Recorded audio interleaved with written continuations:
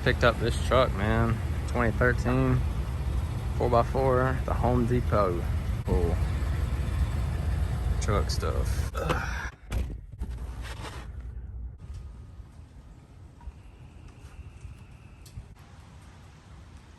Alright, I picked up some King Ranch wheels because those tires are full of nails. Yeah, you can see all the nails in this tire.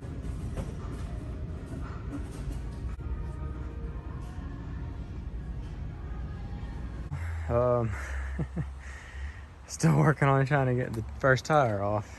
Have not even cleaned it yet. So previous owner put the lug nuts on way too tight. See, this is the condition they were in when I took the cap off, but this one did not. As you can see, I'm currently working on drilling and cutting it off. The lug nut is off. Wow. All right, got this one bead seated, air in it, ready to go on.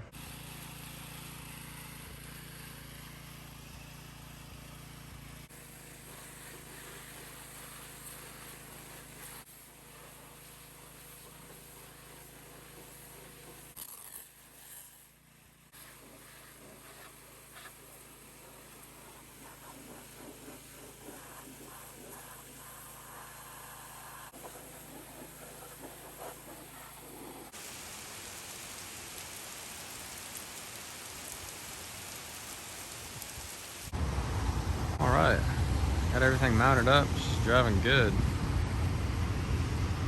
Pretty happy with how it turned out. The sun, the way it's sitting right now, you can really see the that dark green. Looks really cool.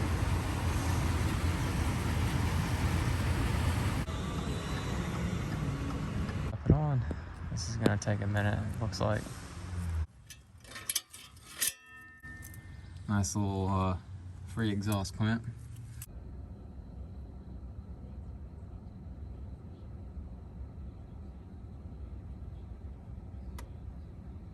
So what we're doing now, so we got the AC working.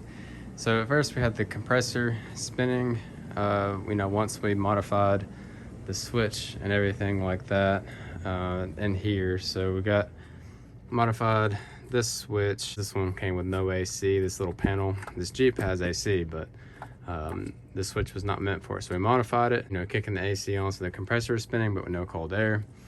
So then we ended up looking at the blend door actuator thing down there, and then where it would come out of the vents, these little vacuum things up here underneath the steering column, the heater box, all that complicated stuff.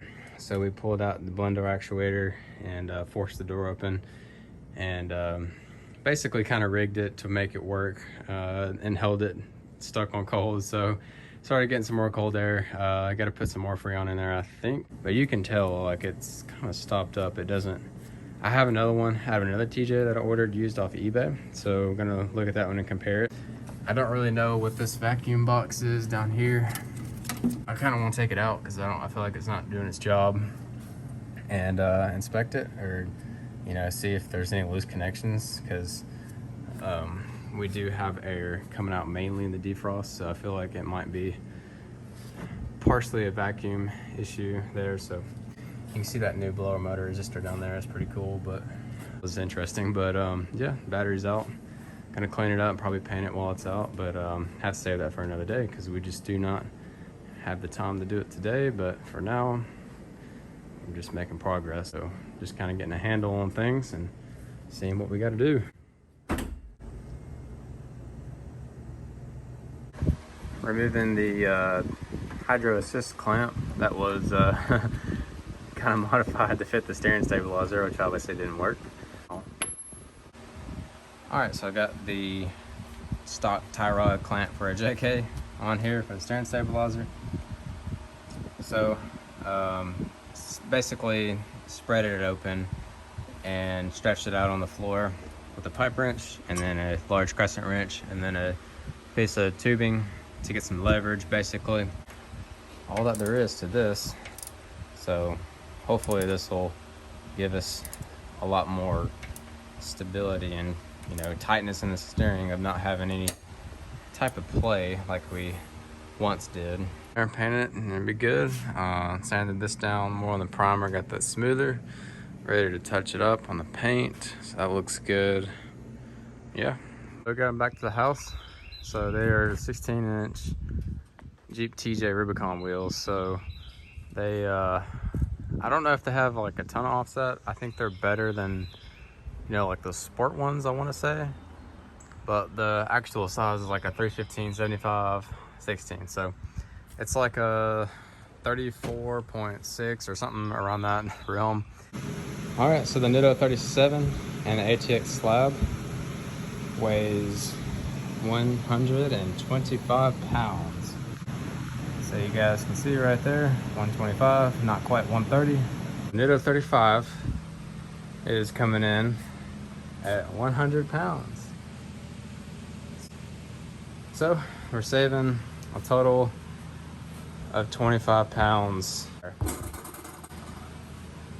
So that's what we're doing with that setup, and then take that off. Now we got 100 pounds axle housing. So you know, you don't want to bend these when you hit a pothole or a rock.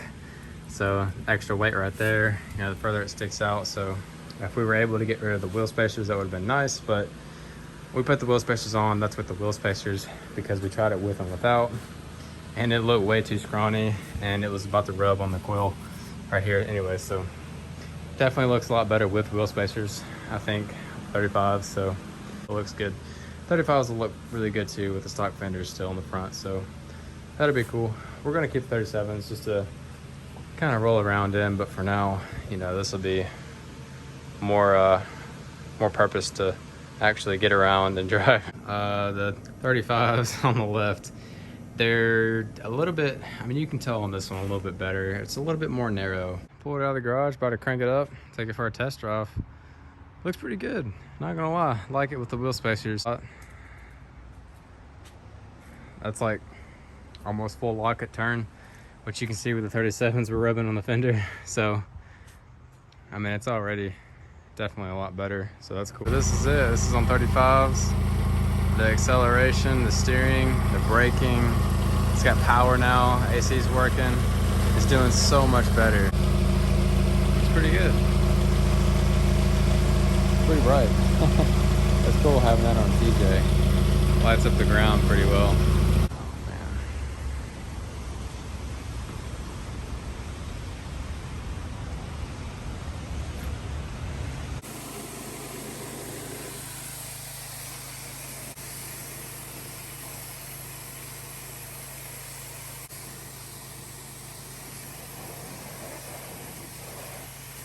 So both of them are muddy, but they're both clean now.